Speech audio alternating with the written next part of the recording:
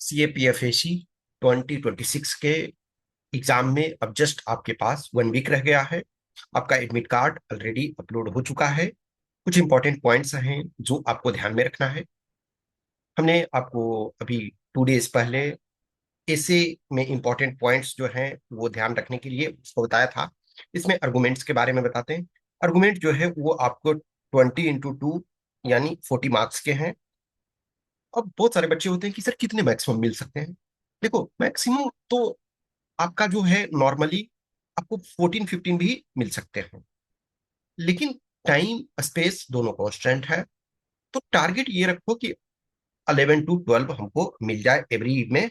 ठीक है, तो 11 भी मिलता है तो 22, 12 मिलता है तो आपका 24, यानी कि देखो नॉर्मली 20 से 25 आप दोनों मिला करके टारगेट रखो कि हमको मिल जाए। तो इसमें ध्यान रखना है कि ये देखो ऐसे वाले में हमारे पास विकल्प क्या है कि आप हिंदी और इंग्लिश या तो इंग्लिश में लिख सकते हो या हिंदी में। ऐसे में सिर्फ आपके पास चॉइस, लेकिन अदर कंपोनेंट्स ऐसे को छोड़ करके जो 120 मार्क्स का कंपोनेंट है उसमें तो ओनली आपके पास इंग्लिश ही विकल्प है।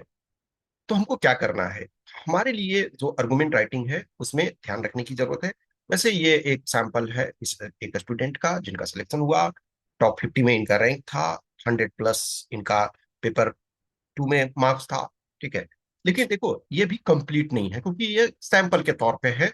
इन्होंने वर्ड्स बहुत कम लिखा है इसमें और हमको ये ऐड करना है। ठीक है, तो ये जस्ट आप देखोगे इसमें क्या है, पहले इंट्रोडक्शन इन्होंने दिया ब्रीफ में, जस्ट इंट्रोड ब्रीफ में। फिर उसके बाद 4 में तो एक तरह से 4 पॉइंट्स इन्होंने लिखा, 4 पॉइंट्स ये लिखा। अब ये एक तरह से इसमें 1 लाइन का कंक्लूजन, लेकिन ये इनकम्प्लीट है। ठीक है, तो इसमें मैं आपको बताने की कोशिश कर रहा हूँ कि क्या करना। देखो ये बाय डिफॉल्ट जो है हर टॉपिक में आपको जरूरत है अंडरस्टैंड द टॉपिक प्रॉपरली। अब जैसे फॉर एग्जांपल लो 24 वाला पेपर था, तो 24 के पेपर में एक क्या आया था argument, a nuclear weapon is a deterrent to warfare. यानी इसको समझना है कि न्यूक्लियर जो वेपन है वो डेटरेंट है वॉरफेयर का। इसका मतलब क्या है कि न्यूक्लियर वेपन में ये कैपेबिलिटी है कि वो वॉर को रोक करके रख सके, यानी वॉर को नहीं होने दे रहा है। तो 4 में आप देखोगे तो बहुत सारे आपके पॉइंट्स हैं कि यस ये वॉर को अभी तक जैसे सेकेंड वर्ल्ड वॉर हुए आपके 80 ईयर्स हो गए, 80+ ईयर्स हो गए, लेकिन उसके बाद वॉर नहीं हुआ। और बहुत सारी चीजें न्यूक्लियर कैपेबल कंट्री जो हैं, वो जैसे क्यूबन मिसाइल क्राइसिस था, वो ऐसा मोमेंट था जिसमें जो दोनों सुपर पावर थे वो वॉर के करीब आ गए थे, लेकिन पास्ले आर्किपोव और कुछ लोग थे उन्होंने एटलीस्ट उसको रोका। तो हमको ये दूसरा देना है कि नहीं, न्यूक्लियर वेपन डेटरेंट नहीं है। तो आपको जस्टिफाई करना है कि दुनिया में वॉर तो अभी भी हो रहे हैं, अभी भी प्रॉब्लम्स चल रहे हैं, वर्तमान में जिस समय आप एग्जाम दे रहे हो उसमें भी प्रॉब्लम चल रहा है। दूसरा ये था कि the use of artificial intelligence is unavoidable today. अब ये इसमें से देखो कुछ पॉइंट्स ऐसे होते हैं जिसमें आपको 4 में ज्यादा मिलेगा। तो जो आपका use of artificial intelligence is unavoidable today, यानी कि आप बिना आर्टिफिशियल इंटेलिजेंस के यूज के नहीं रह सकते हो, ये बहुत मैंडेटरी है। तो 4 में तो लिखना आपके लिए थोड़ा आसान है, लेकिन अगेंस्ट में है तो अगेंस्ट में भी आपका जनरेट होगा। में बहुत सारे लोग हैं ऐसे बिना आर्टिफिशियल इंटेलिजेंस के चीजें, ह्यूमैनिटी तब भी सरवाइव कर रहा था। और ये इसको एंगल हमको देखने की जरूरत है। आर्टिफिशियल इंटेलिजेंस इस पृथ्वी के अर्थ के जो लाइफ है उसमें 0.0001% ही है। मान के चलो कि जीरो जितना बहुत सारा लगा दो।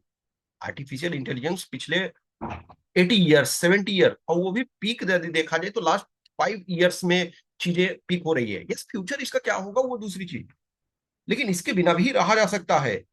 एनिमल बीइंग्स हैं, प्रकृति में रह रहे हैं, वो चीजों को एंजॉय कर रहे हैं। आज भी एआई है, बहुत सारे फ्रस्ट्रेशन बहुत सारी चीजें आ रही है, तो आपको दोनों में पॉइंट जनरेट हो जाएगा। 24 वाला में था classical literature should be component of the curriculum. तो यस आपको 4 में तो बहुत सारे पॉइंट्स मिलेंगे। अगेंस्ट में जो है थोड़ा पॉइंट जनरेट करना दिक्कत होगा, लेकिन कर सकते हो। फिर था household is unpaid labour.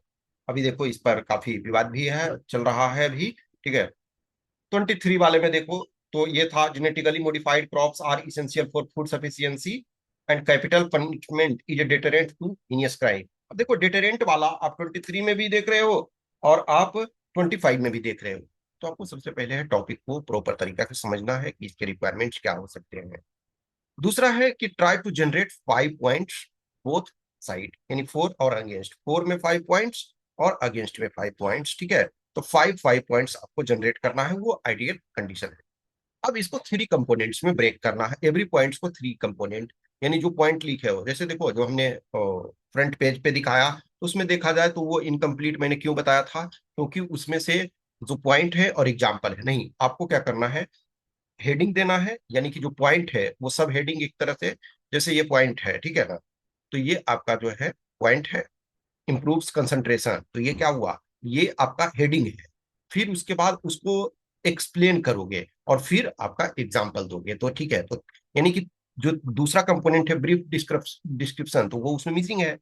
तो आप ट्राई करोगे हेडिंग, ब्रीफ डिस्क्रिप्शन और एग्जाम्पल। कुछ में आपको शायद कुछ ऐसे टॉपिक होंगे जिसमें एग्जाम्पल नहीं उस समय ध्यान आ सकता है, तो आप इस कंपोनेंट को छोड़ दो, थोड़ा डिस्क्रिप्शन को ही एक्स्ट्रा करो। तो ऑल 5 4 और ऑल 5 अगेंस्ट में कोशिश करोगे कि आप 4 लिखो और अगेंस्ट लिखो, और उसमें हर पॉइंट में आप हेडिंग दो, ब्रीफ डिस्क्रिप्शन और एग्जाम्पल। यदि ये आप ऑल 5 पॉइंट्स दोनों साइड करते हो, तो आपको 12 13 मार्क्स मिलने के हाईली चांसेस रहते हैं। अब है फिर प्रायोरिटी ऑफ पॉइंट्स, यानी ऑर्डर ऑफ पॉइंट्स भी इंपॉर्टेंट है। ऑर्डर में हाफाजर्ड मैनर में ना लिखना है, ऑर्डर में लिखो जो प्रायोरिटी है।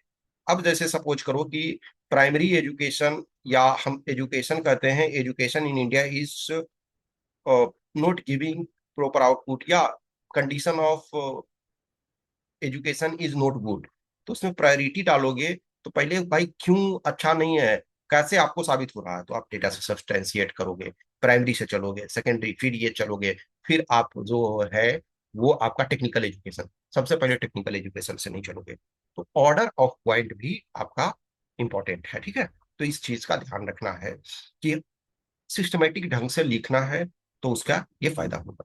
अब नो नीड ऑफ कंक्लूजन, देखो ये पॉइंट मैं स्टार करके लगाता हूँ।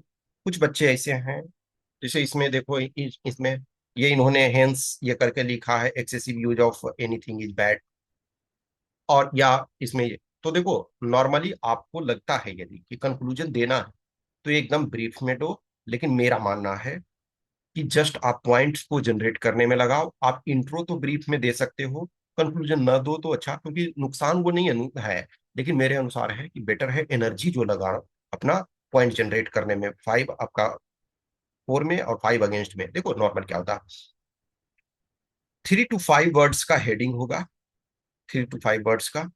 उसके बाद आपका एक तरह से 13 से 15 वर्ड्स के आसपास आपका डिस्क्रिप्शन, उसका 10 to 12 वर्ड्स में आपका एग्जाम्पल। तो वैसे ही आपको करोगे तो आपको 3 पेजेस हैं, यानी कि रफली 300 वर्ड्स लिखने हैं, 320 30 40 हो सकता है, मतलब 300 से 350 वर्ड्स के बीच में। तो 5 पॉइंट है, तो 5 पॉइंट में 150 वर्ड्स, 4 में, तो 150 वर्ड्स को 5 करोगे तो 30 30 वर्ड्स पड़ेंगे। तो इसी ढंग से कोशिश करना है।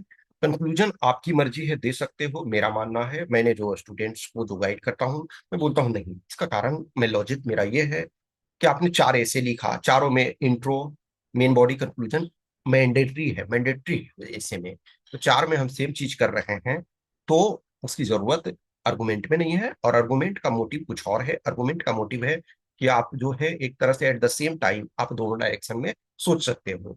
तो इस बात का ध्यान रखना है कि जो प्रीवियस ईयर 5 to 10 ईयर्स हैं, उनके क्वेश्चंस को एक बार ब्रीफ में देख लो, ट्राई अभी करो रिफ ये फ्रेम करने का, कि हमको, यस देखो जैसे जो रफ सीट है, तो उसमें आइडिया को, जो 5 पॉइंट्स आप 4 में लिखना चाहते हो, 5 पॉइंट्स अगेंस्ट में, उसको लिख लो।